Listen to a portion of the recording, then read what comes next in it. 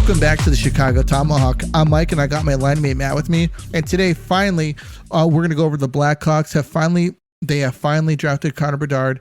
We'll get to that. We're going to get to some NHL news and the initial free agent signings from the first 2 days of free agency. So to start off, Conor Bedard, like a lot of people thought, he did not pull an Eric Lindros and refuse to sign with the and refuse the Blackhawks.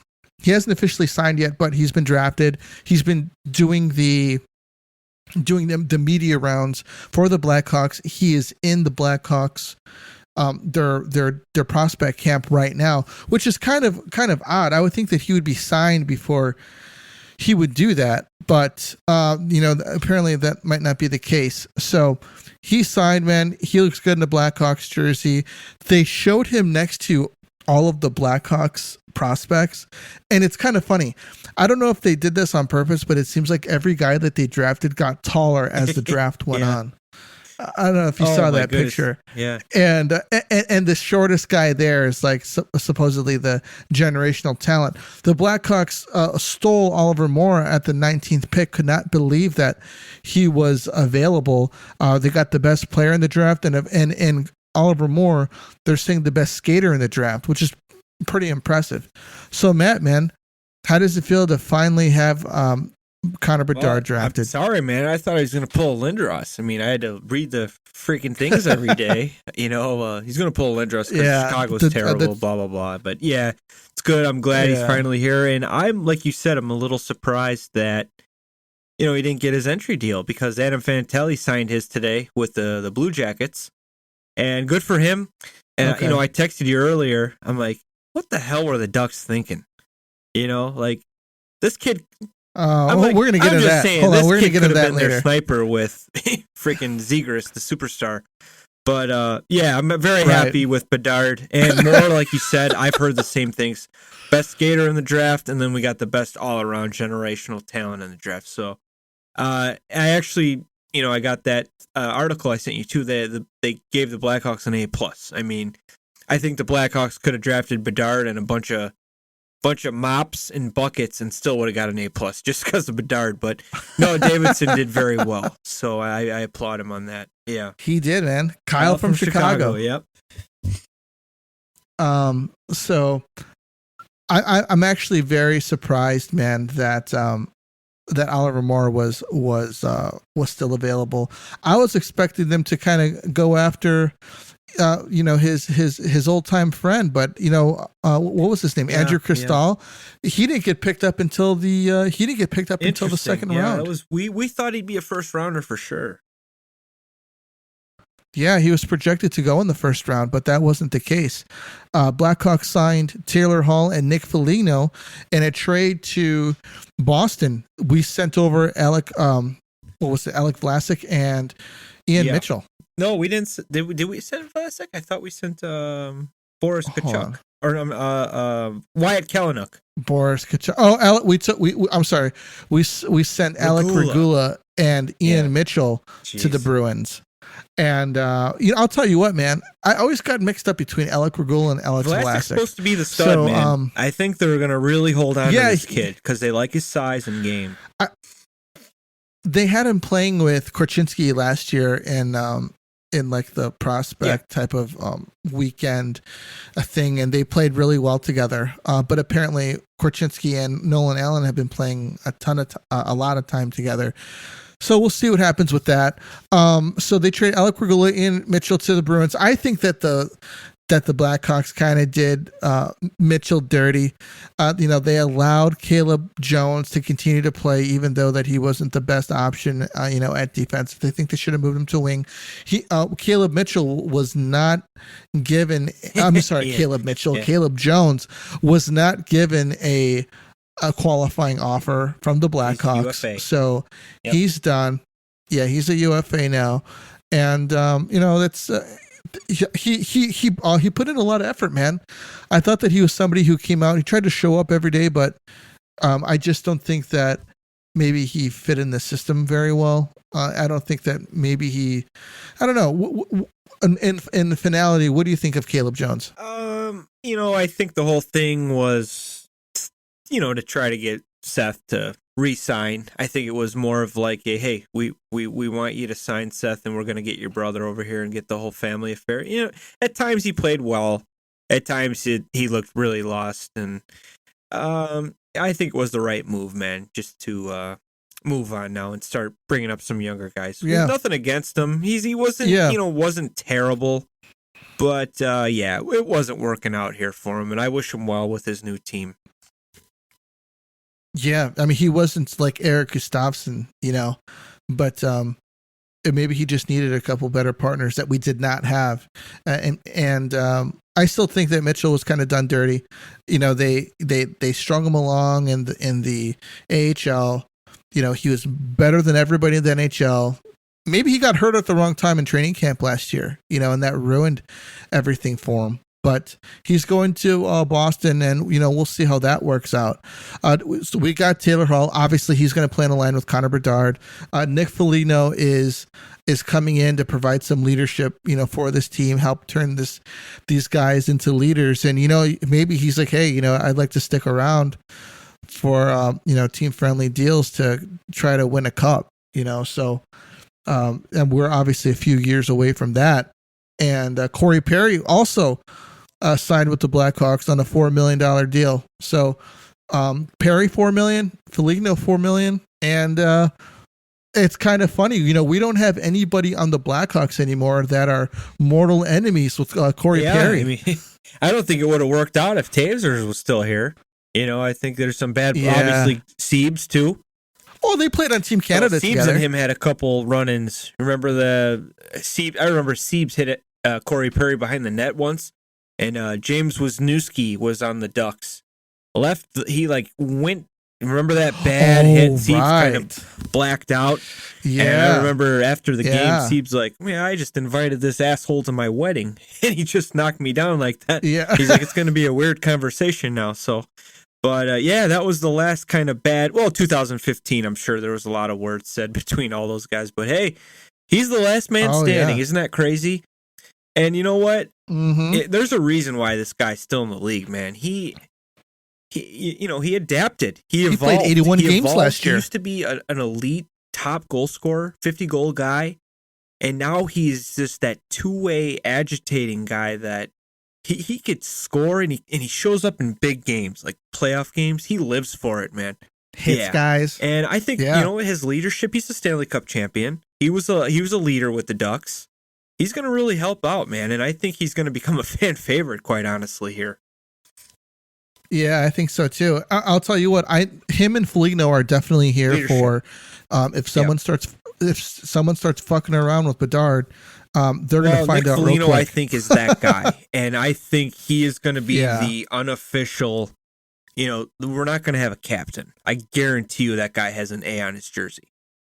I don't think there's going to be a captain this year, which is fine. I bet you, they're going to have Connor Murphy and probably Seth Jones and probably Nick Foligno wearing A's, which is great. And I think Foligno is actually going to be on a line with Bedard. Because this kid's going to need protection. I don't know if you even said in this picture, he looks like a fan taking pictures with professional athletes, and he's the generational talent. So a Foligno signing, I love it. I love the Corey Perry signing. Honestly, man, I think they might move Perry again at the deadline because he is just like a playoff guy you want on your team. I can see the Lightning actually maybe taking them back, but you know what hurts is that cap hit. We had to overpay just $4 million, obviously to get over that cap basement mark, but he's a very effective player, and he's going to be a great role player for this team. So, and that's huge. Do you think that because they signed him at $4 million that they would have a hard time moving him at the deadline? The Hawks are gonna, obviously we can retain cap, which you could probably get it back down to $2 million if you retain 50%. So somebody might want him. Sure. I could see like a contending team, say like Boston or even Toronto. Just to get a guy who knows what he's doing, and he can make the game about himself at times. Just in Tampa, him and Patty Maroon. Man, there were games where those guys were just skating around and, just pissing the hell out of guys off, and they would fight you, and then they would score goals on you. It's like, geez, these guys can do it all. So it's very underrated, man. The gritty side of the game now. It makes you wonder if maybe Foligno's going to play on a line with, or maybe who can keep up with Bedard, Foligno or Perry. Yeah. Take your pick, and then maybe and then the other one plays on a line with Lucas Reichel for protection. I think that Foligno is going to play with Bedard because he's bigger, and he's been a captain, and he will not take any shit. I've seen it, and when he was with the Blue Jackets, this guy, he's not even as crazy as his brother is. Marcus Foligno, that guy, he could score. He obviously he's got a better, offensive side than his brother, but that guy's got an edge too. But I think it's going to be Bedard and Foligno paired up, and it's probably going to be a revolving door with the other line mate. Could you imagine growing up with Nick and Marcus Foligno? No, they're from Sudbury, and that's a tough town. And I know my father-in-law is a scout for the Sudbury Wolves, and he actually was able to meet the Foligno family. He says they are the nicest family you'll ever meet, and they're just so tough. They're like tough hockey player family. Yeah. I'm pumped with that move. I didn't think he would re-sign here just because he was getting older, but the Bedard factor probably played a huge role in that. And it's like, hey, I'm going to play with a generational talent, and I'm going to be his bodyguard. Hell yeah, man. I love that challenge. So here's the thing, obviously the Blackhawks aren't looking to make a splash this year in free agency. Okay. Because they're not looking to take that step to, to make it into the playoffs or even make a playoff run. Right. So I think that the free agents class next year and the year after are going to be, they say they're going to be really good, and look for the Hawks to make a splash next year. If they haven't done by 2024, look for them to get a top free agent in 2025. Yeah, I can see that happening. Like the year, we got Campbell and Hossa. Back-to-back years, I think we landed the top free agent player. That's what happens when your younger guys like Kane and Taves start to shine. These guys say like, "Hey, I see something special happening down there. I want to be a part of it." And I could see that happening with these new guys coming up. Yeah, so Bedard, Lucas Reichel. I think Bedard, in a way, is going to take some attention and some of the spotlight off of Lucas Reichel in a very good way. Like last year, everyone's dying to see this kid, dying to see him play, want to bring him up, and all of that.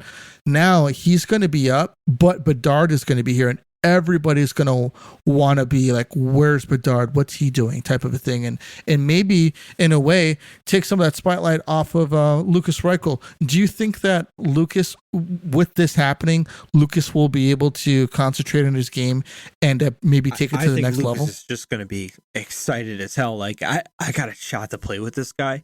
He goes, my numbers are going to double. I'm going to make a ton of money, and I think if anything, he's going to be super excited.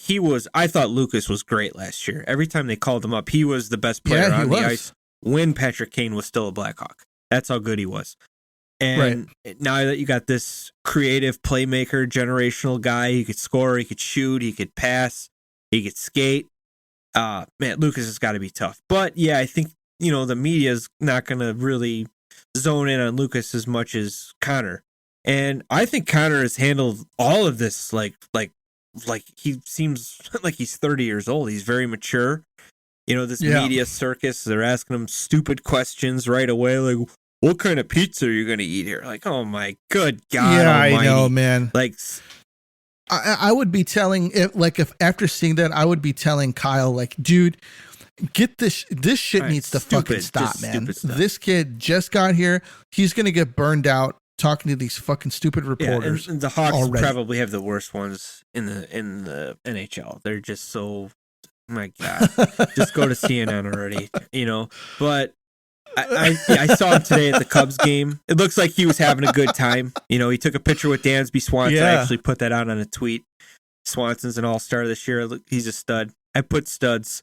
Man. I think, Have fun, man. Buttes. Just enjoy the city. It's probably one of his, first or second time here, and go to a Cubs game, maybe go to a White Sox game, whatever, and just learn about like the culture here, what we're gonna start doing. You're gonna be annoyed with the media because they're gonna be all over you. They're gonna have a microscope under you, and but so far, man, he's handled it like a professional. Ordered my jersey. Were you surprised? Were you surprised to see that they actually had the 98 at the draft?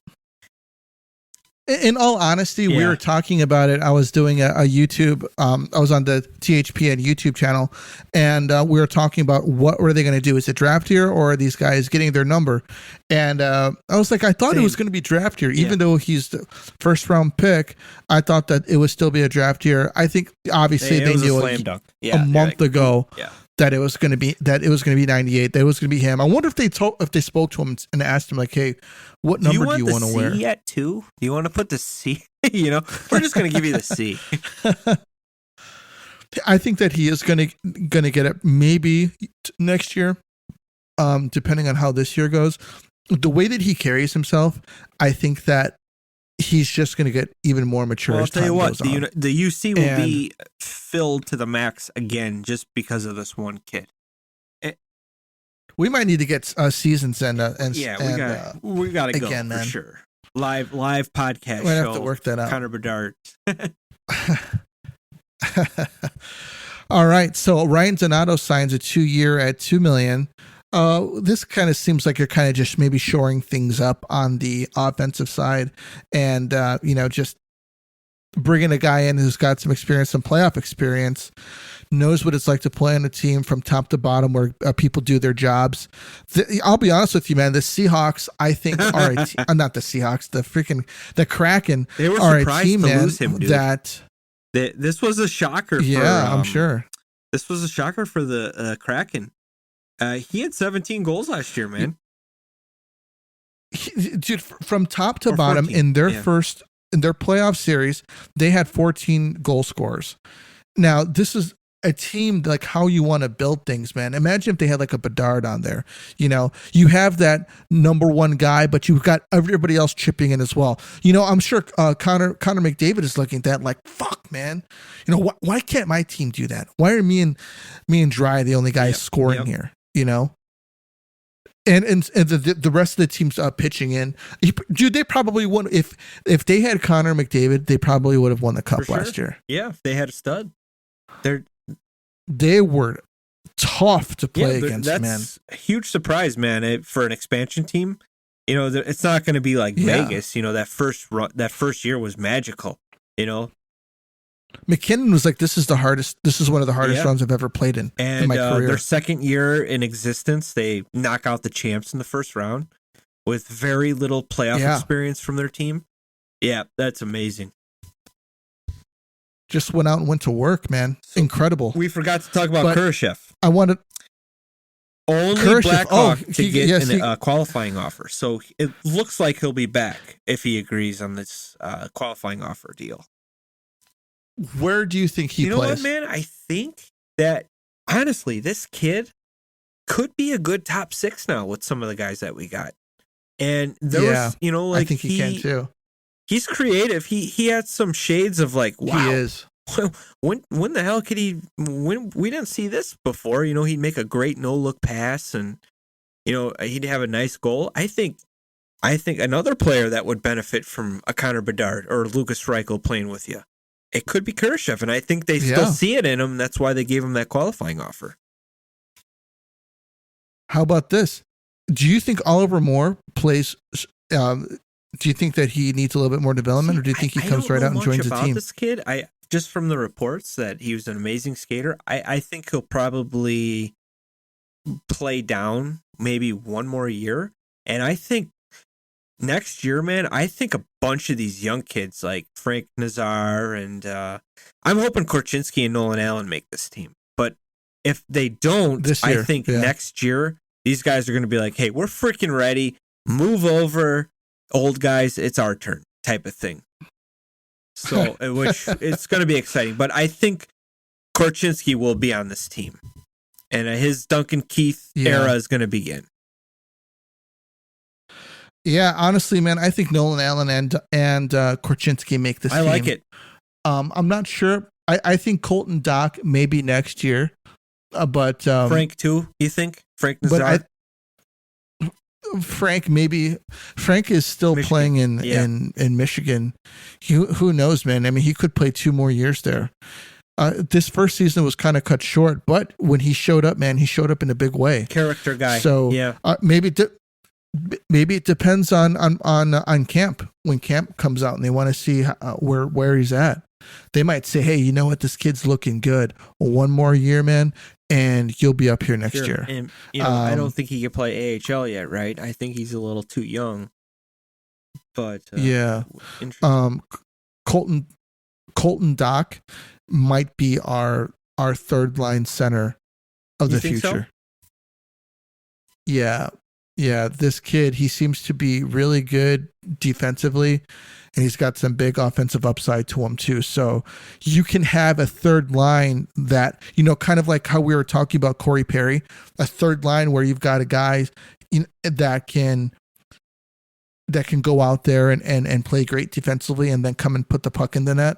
I think that Colton Dock has that ability, and I think he's sitting at 6'4" right now, man. He hit I want to say hit a growth spurt, but I think he grew a bit because when he got drafted, he was shorter than Kirby, and Kirby's 6'4", and now I think they showed a picture of them recently, and Colton's just he's going to be our next Dave Bolin. So yeah, he could be, or who knows, unless he blossoms more into a second line center. But from what it's looking at, like that's Oliver Moore's spot to take over that second line center role. We haven't had this deep of centers in probably ever. We've only had Taves, and then we could never find Kane or a center. It would always be like, hey, let's go get Kessler. Yeah. Let's get Kane or a center, and right. Let's bring Bolin up. What was that 1 year? Bolin's not that guy. It might have been 2015. 2015. Who is our? I always forget his name, man. Played for the Arizona Coyotes. We traded for him at the deadline. Vermette? Everybody was always talking about him joining the Hawks. Vermette. Yes, yeah. Antoine Vermette. They wanted him to play on the second line with Kaner, and he couldn't score. It just did not work out. They put him on the third line, and that's when he started flourishing, man. And he was incredible. He actually scored a couple big time goals for us too. There, yeah, and that could be, I think, maybe what happens with Colton Dock, where he's, you got a guy like Oliver Moore taking that second line center role. Obviously, Reichel's going to probably stay at wing when you've got a bigger guy like Oliver Moore at center. And at left wing, that's obviously going to be Corey Perry or Luke or Feligo. Well, as you mentioned, Feligo's going to be on the first line with Bedard. So that would leave at the left wing, that would be, Corey Perry. Yep. On that first line with Bedard, we've got, we're going to have Taylor Hall and Foligno. Now, where does Andrus Athanasiou fit in? Is he, because this dude could really benefit from Bedard's creativity. He could benefit from Lucas Reichel's creativity. And they actually had him playing center at the end of the year last year. And Richardson said that he's thinking about moving him to center permanently. He just can't finish, man. He's just, his feet are too fast for his hands. That's the problem. Right. That's why he's, unfortunately, he's been bouncing all over the place. I think he started with the Kings. Well, he had a pretty long stint with Detroit. Kings, Edmonton, and Detroit. He was there for a while, and I like the player, man. I don't know where you put this guy. I think it's just going to be a little bit of figuring it out for the first couple of games, and he'll fit into wherever works the best for him. In all honesty, man, the Hawks were so bad, and he'd never stopped playing, dude. He never stopped contributing. He never stopped competing, I should say. He was always trying to get to the puck, always trying to score, dude. And you can't coach that. You can't teach speed. And that's probably why he got another contract. So that being said, is it a possibility that we have a skilled third line that goes both ways, defensive and offensive, where you could say, hey, in this type of game, we want you guys moving the offense, and then on this type of game, it's like I want you guys shutting other lines but down. You know who we were forgetting about? Tyler Johnson. Tyler Johnson is a top 6 guy. He's another guy you put with Conor Bedard, right. And this kid could score. Tyler Johnson's very creative. Yeah, he's a two-way guy. You know, I mean, so this is a good thing for Richardson because he's got options here. And he can win faceoffs. He could play center. He could be the first line center. You never know. You know, and then Bedard I know is a center, but sometimes, they'll shuffle him over if it's not working out. Playing center in juniors is going to be totally different from the NHL, but I think this kid will be fine. We'll have to see how he is with winning faceoffs. I could see Tyler Johnson playing with him, but I think for the first couple games, 17 years old, 18 years old, whatever he's going to be, you got to protect this kid. This huge investment this kid is, and we can't afford to, we can't be getting, ran at by guys because they're going to go after him. They went after Sid his first year, and they went after Kaner. Chelios was being a cheap little douchebag his first game, throwing cross checks. I remember. Yeah. He was, I was going to say he was throwing slashes and cross checks at him. I don't think that he was trying to. Well, he wasn't trying to board him or anything. Barrett Jackman, when he was on the Blues, that guy. Yeah, man. Every time he played against Kaner, he would make Kaner pay, and this is what they're going to do to Conor too. I was kind of holding out hope for a little bit of Ryan Reeves or maybe Milan Lucic to protect this guy because that guy would scare the shit out of me. Lucic. But he ended up going home to Boston. I think he signed yesterday, and Revo went to Toronto, which was very interesting. They've had some interesting moves. Yeah, but we'll get into that. I think you got to keep Foligno with Conor for at least the first 10 games. Just to let guys know, no, you're not touching him. And if you do, you're going to pay the price. Yeah. I mean, even if they do, he might be on the ice the very next shift. Oh, yeah. Do you know what I mean? Or if he'll take a 10 in a game just to send a message like, hey, you're not going to do this. Yeah. Yeah. All right. So before we go any further, I got to let everybody know, light the lamp during the hockey playoffs with DraftKings Sportsbook. New customers can make $5 bet and score $200 in bonus bets instantly. Download the DraftKings Sportsbook app and use code THPN. That's code THPN only at DraftKings Sportsbook. Gambling problem? Call 1-800-THE-GAMBLER. In Massachusetts, call 1-800-327-5050 or visit gamblinghelpline.org. In New York, call 1-877-8-HOPE-NY or text HOPE-NY 467-369. In Kansas, call 1-800-522-4700. On behalf of Boot Hill Casino and Resort, Kansas, 21 plus in most eligible states, but age varies by jurisdiction. Eligibility restrictions apply. See DraftKings.com/sportsbook for details and state-specific responsible gambling resources. Bonus bets expire 7 days after issuance. Eligibility and deposit restrictions apply. Terms at sportsbook.draftkings.com/hockey terms. Now, Matt, I'm so excited. We're gonna have to maybe later on, when we get closer to the season, go over some possible lines here, because I think camp's gonna be really interesting because they're gonna be looking to figure stuff out on who's going where. Who do we put with Bedard, man? That's kind of going to be the thing. I think Davidson's going to be looking out to say, hey, what kind of holes do I have to fill? Do we need a left winger for him? Do we need to bring Domi back? Because I wanted them to, but that's not the case right now. So they're have to figure that out, man. Deep down, I want Lucas because I want them to both start off together. Like a Kane and Taves type of thing. Like put these guys together and let's see them rip it up. But you probably got to spread them out and just protect them. You got to protect them. That's the thing. Like I said, it's going to be Taylor Hall and probably Foligno. Yeah, and it's Taylor Hall and Foligno know each other as well, so that's that I think that would be beneficial to them. So as we move on to free agency, man, there's something that I wanted to bring up to you, and I want to know what you think about this. And it's teams trading or signing players in tough markets, meaning players coming to play in tough markets. For instance, Matvei Michkov interviewed with Arizona and made it clear if he was selected, he would have zero interest in the team and would never play for them, which is a pretty strong statement, coming out and flat out saying that to an organization when you haven't been drafted yet or played in the NHL. A lot of people thought Conor Bedard was going to do it at the Blackhawks. That wasn't the case. So, obviously Michkov has a very different, situation than everybody else. He's looking to try to get out of the KHL and come here. That might not happen for 3 years. He got drafted by the Philadelphia Flyers. So, as an organization, man, at what point are you like, dude, we need to move. We need to change something here because guys don't want to play here. Even guys who haven't even played in haven't played in the league don't want to play here. We've got the Montreal Canadiens on the other hand. They're hesitant to play David Reinbacher in North America this season due to fans' anger over him being selected. Why would players, obviously it's the, hockey mecca, Montreal.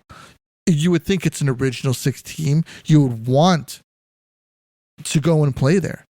But what if you get drafted and you're getting death threats because people don't like you already and you haven't even played a game?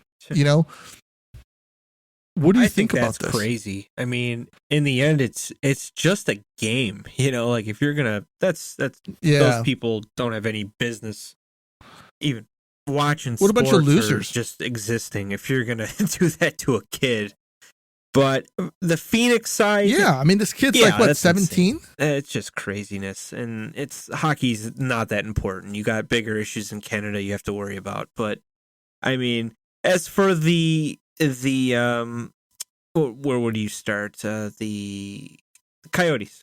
You can start with Mitchcom if you want. You know what, man? If you're gonna be a pro hockey player and you hire an agent and it's looking like you're gonna be a professional, and Phoenix is interviewing you like, hey, we're gonna draft you, and it's like I don't want to play there. And I think, quite honestly, that's the only city that players would do that to. I think any other city, any other club, we were honored to play for you. But like, look at this sideshow. I mean, you can't find a place to play. There's not an arena. You're playing in a college. You got history of all these first round draft picks, and dude, who is the star here? Who's the stud? It's not working there. Yeah. And the NHL keeps pushing it. Send them to a city that they'll take care of this franchise. I mean, let them start it out, and you sell out the building. You're never going to have a sellout. You're not making money, and the players are just going to leave after 3 or 4 years or whatever. And I understand that side of it, but it is an honor being drafted to an NHL team. It's still most hockey players, they're honored by it. It's like, hey, I'll put that jersey on. Thank you for drafting me. And maybe before the deal gets signed, it's like, yeah, maybe I'm not gonna play here because we don't have a Zamboni. We got guys with a hose out there because our team's a joke. So that's like the only team I would be really upset. And I'm so glad Conor's not there, because what a waste that would have been. You got this Wayne Gretzky player going to play in Phoenix. Get out of here. I just it's just crazy, man. Imagine being working for Montreal and someone's like, hey, you know what, I saw what happened to the last guy who got drafted in the first round here last time. I don't know if I want to come here. Some guys can't take the pressure. I don't speak French with Montreal. I mean, I think Kirby Dach's going to have a hard time, dude. I know it was his first year there. He did play better, but when he's streaky, man, like he was here, they're going to be on him. I mean, look what they did to Patrick Waugh. You booed a 2-time Stanley Cup champion at the time. You were booing him because he had a bad night against a very good Detroit Red Wing team. And they left him in there for 8 or 10 goals or whatever it was. You pissed him off. And then you boo him. Yeah, they did. And he says, this is my last game here, to the GM behind the bench at the time. You ran the best goalie, probably the top 1-2 guy, top goalie three in NHL history, out of town. He goes to freaking Colorado and wins 2 more cups. I mean, be careful. Like they started doing that with Carey Price too when it got tough. And if it wasn't for Carey Price, you would not be in the playoffs even. So, no, they wouldn't even be contending. Be really careful how you treat some of these players. And I'm so glad, Chicago can be tough, here. But it's nothing compared to Toronto and Montreal. Nothing. It's more of a Bears town, obviously, and they're tough on their quarterbacks, types of bullshit like what they did to Mitch Trubisky and, all the quarterbacks before. It just wasn't. The fans and the media pretty much ran those guys out of town. So. Yeah, I mean, that was I don't even want to get into the Bears. I'm just saying that's how it is. That's a poorly ran organization. Yes, but that's how it is up there. That's the metaphor. You know what I mean? Yeah. So that's what they do up there, and they're super tough on their players. And jumping to the Maple Leafs, they got 3 gritty guys in the last 2 days, and I think these guys got the attitude and the personality. Like, we don't give a shit what you do to us. We're gonna go play our game. We're gonna be gritty. We're gonna beat the hell out of you. We're gonna hit you. We're gonna bring personality to that locker room, and we don't care what you say. Like Reeves, Domi, and Bertuzzi. And I love those moves, man. Yeah. Yeah, let's go over it now. The Toronto Maple Leafs signed Tyler Bertuzzi to a 1-year deal, $5.5 million. Domi, the trade call hasn't happened yet, but because he's out of the country. But looks like it's going to be a 1-year deal for Domi at $3 million. Ryan Reeves. And who else did they get? The man, the enforcer, the Bob Probert of this era. What was the terms? I'm not sure about that one, but I don't think it was much money. But you know what? We got to jump to. Right. I mean, who do you move now? Because you just spent probably close to $9 million. So who do you think's out? And that's a team that they don't have much room. So let's start from the top. We've got Austin Matthews. There's been a lot of rumors on what he's looking to make. It could be around, say, maybe 14 million, 15 million. As of right now, that's not going to work out, especially with his performance. If they're getting bounced out in the first round, second round, and he's putting in like 14 goals, 15 goals, and they're still getting bounced out, then yeah, I'd say pay him his money. But that's not the case. And they're so stacked up top that their bottom 6 is, it has much to be desired. And that's why this team can't seem to make any headway. You could say what you want about David Kemp, but this guy's not going to put a goal in for you when you really need one, especially playing on the bottom. He'll get you the bottom face-off 6 lines if you care. He'll get you the face-off win, sure. But have him skate off after that and put in a goal scorer if you need it. But it's really confusing because at one point, you're like, what's Dubas doing? Dubas gets fired. It turns out afterwards that he wasn't making all the calls that, and Brendan Shanahan had a hand in some of it. So is that what's going to be happening going forward? That they bring in another guy and Shanahan's going to be whispering into his ear what he wants to happen, which is a lot of the same of what has been happening. Mitch Marner and we've got William Nylander. William Nylander's looking for money. He submitted a 10-team no trade list, and he's due some cash. His numbers are similar to Marner's. I believe he's got more playoff numbers than Marner does. So he's thinking, hey, I want to make Marner money. Marner is getting a new deal within a year or two, and Marner's going to want more money. Something's going to happen. Either they're going to have to pay Nylander what they will be paying Marner in 2 years if they're looking to give him a pay increase, or they need to pay Nylander what Marner is making now, and then they need to tell Marner, you're not getting a pay increase. Yeah, man. That's my 2 cents of it right there. I mean, if like we've gone over weeks ago, if you can move Tavares, pull the trigger. Send him back to the island. Yeah. They might take him back if they can hose the fire off the Tavares jerseys in the garbage cans when he left. Well, you know what? If they do that, then everybody can get a raise. You know, you can give Austin his $15 million. You can give Marner his 12 and Nylander his 12. They did lose Michael Bunting to free agency. He had a good season last year. And a guy we didn't even talk about who they signed, the John Klingberg defenseman for 1 year. So they signed a lot of 1-year deal guys. So this just tells you, hey, this is it. This is our last chance at winning here with this core, you know. So I think Reeves got, he got a 3-year, $4 million contract. So he is making $1.35 million. So Ryan Reeves got the longest term. He got a longer term than Bertuzzi. He got a long. That's probably by design for Bertuzzi. I think he said, "Hey, I'm not getting what I want. So I'm going to go for it." The Leafs called. They said, "Hey, we want you to play top 6 minutes. You're going to either play with Tavares, you're going to play with Matthews or Marner." And he's probably really excited about that. You know, hey, these guys are studs, but maybe I'm the X factor in the playoffs. Because, dude, against Boston, he was an absolute stud on the ice for Boston. I know Boston choked big time, but Bertuzzi was awesome in the playoffs for them. I agree with you 100%. So, man, it's interesting. Somebody's got to get moved. And the Leafs spent a lot of money, man, and they brought in some contracts last year even. They brought in Sam Lafferty. They brought in Jake McCabe. So that's $5 million right there. Like, this just tells you these 1-year deals, this is it, dude.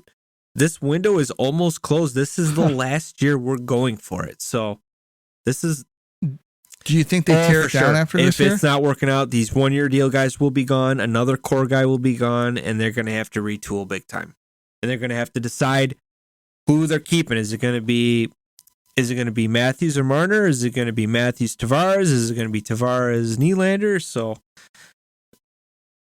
kind of reminds you of the Flyers back in the day. They had good players on there, and they could never win the cup. Couldn't get it done, man. It sucks. I think when Hextall was gone, they had troubles with goaltending. You know, they had Robert Esch. Remember him? They had Roman Czechmanek. Guys like that. And you know, I remember they signed Roenick, and he actually got really far with them. I think they got eliminated. I think they beat the Leafs actually in 2003. Eddie Belfour, I think JR scored a goal against Eddie Belfour or something, and that sent them to the East Final or whatever, and then they got smoked. So was that the year that they had Amani and Janlov on there as well? That was pretty cool. Yeah, and they still had, you know, like Leclerc and all those old school Flyers guys. But man, what great players to go through Philadelphia, and they just kept choking.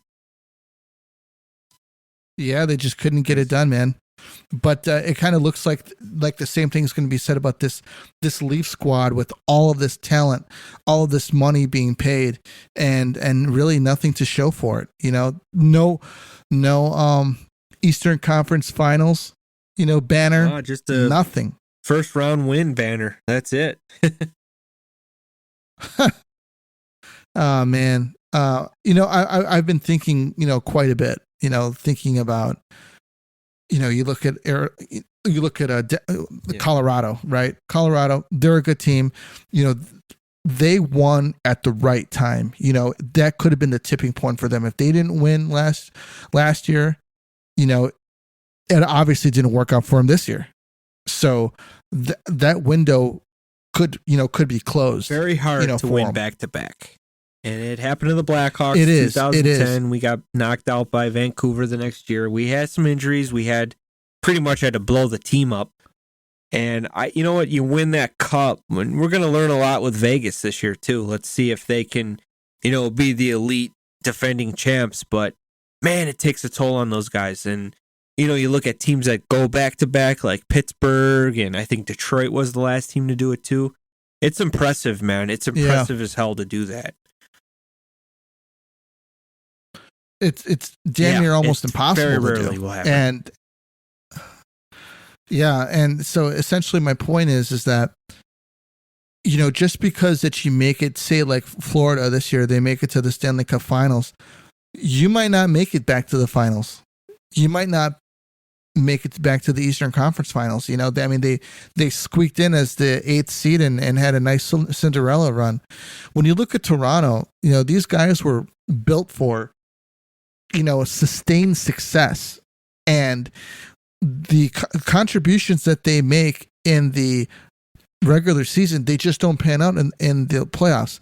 Do you think that they should sell off one big guy for a ton of draft picks for future one of considerations? The Leafs core guys.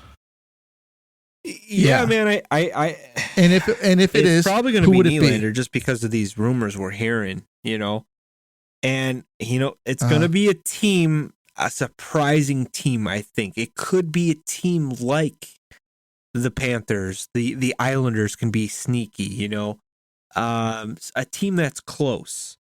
And I you know what? For some reason, you never want to count Lou Lamoriello out from the Islanders. He can make a big splash, and he's got pretty good relationship with Brendan Shanahan because they worked together before, and they've made some minor trades back and forth, and you know they'll help each other out. But yeah, man, Nylander would be the guy.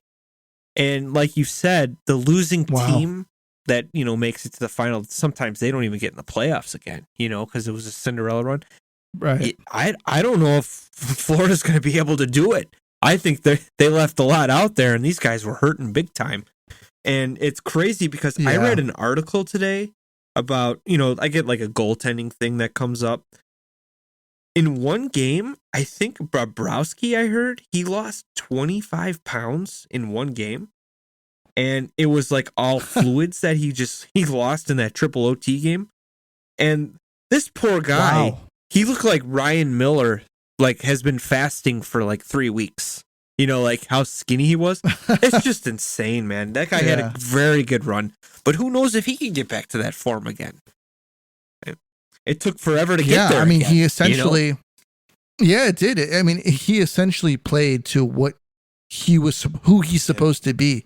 And for the last few years, he hasn't been playing to that level. Can he do that again? I don't think so, man. Especially after that war, they had a battle for.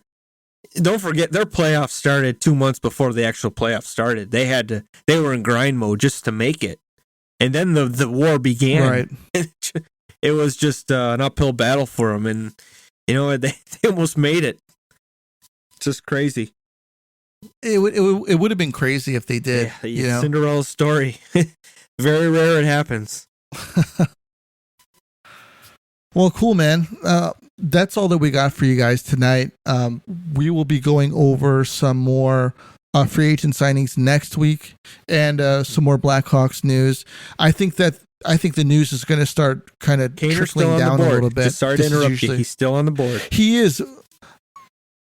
They're saying that he might not sign with the team until next year, though, because his rehab, even though that he's ahead of schedule, they're saying that his rehab is going to take a bit, and he's going to have to condition as well. Yeah, it's probably a smart move for him. Like as of right now, he's trying to just get movement back to where he wants it to be, and then after a certain point after getting that movement there that he likes it, then he's going to be able to start. He watches 98 all season. He's going to be like, gym. Shit, I want to go back.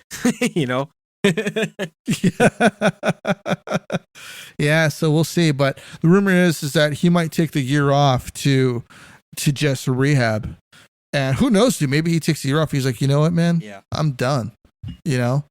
This is just, so much hockey with playoff hockey. He's played an additional 3 seasons. Been in the league 16 years. Add the playoffs, 19. Yeah.